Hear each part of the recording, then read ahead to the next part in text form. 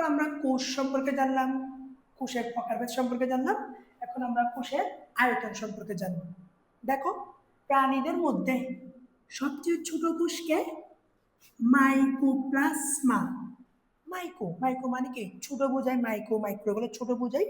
তার একটা নাম হলো পিপিএলও। মেডিকেলের জন্য এটা অনেক বেশি ইম্পর্টেন্ট। পিপিএলও পুনরূপ প্লুরো নিউমোনিয়া লাইক অর্গানিজম। তো নিউমোনিয়া একটা অণুজীব না, ছোট একটাই অণুজীবিত হবে, তাই না? সবচেয়ে বড় কোষ কোনটা? সবচেয়ে বড় কোষ হলো উট পাখির ডিম। কি ডিম? উট পাখির ডিম।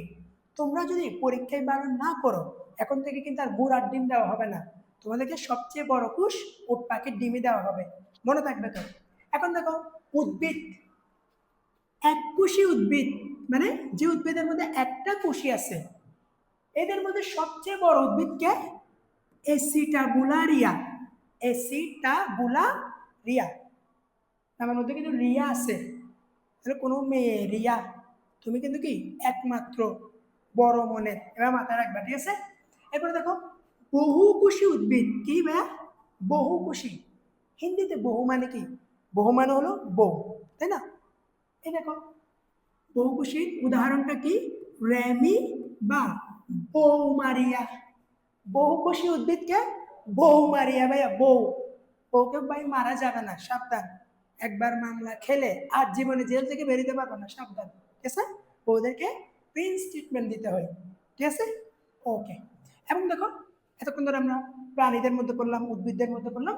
এখন দেখো, মানব দেহে সবচেয়ে দীর্ঘ কোষ, লম্বা বা দীর্ঘ, এটা হলো মোটর নিউরন। কি নিউরন? মোটর নিউরন, একদম মাথা থেকে পা পর্যন্ত। এর দৈর্ঘ্য কত? 1.37 মিটার। মাথায় রাখতে হবে, এটা মিটারে না দিয়ে পরীক্ষায় মিলিমিটার সেন্টিমিটার এভাবে চলে আসতে পারে। আর দেখো, সবচেয়ে ছোট কোষ কোনটা? ক্ষুদ্রতম কোষ হলো অনুচক্রিকা। এই জায়গায় কিন্তু আসলে একটা জিনিস আমাদের ঠিক করতে হবে। যদি তোমাকে বলা হয় ছোট কোষ, হ্যাঁ, আসলে এটা হবে শুক্রাণু। যদি বলা হয় কণিকা, তখন হবে কি? অনুচক্রিকা। তখন কি?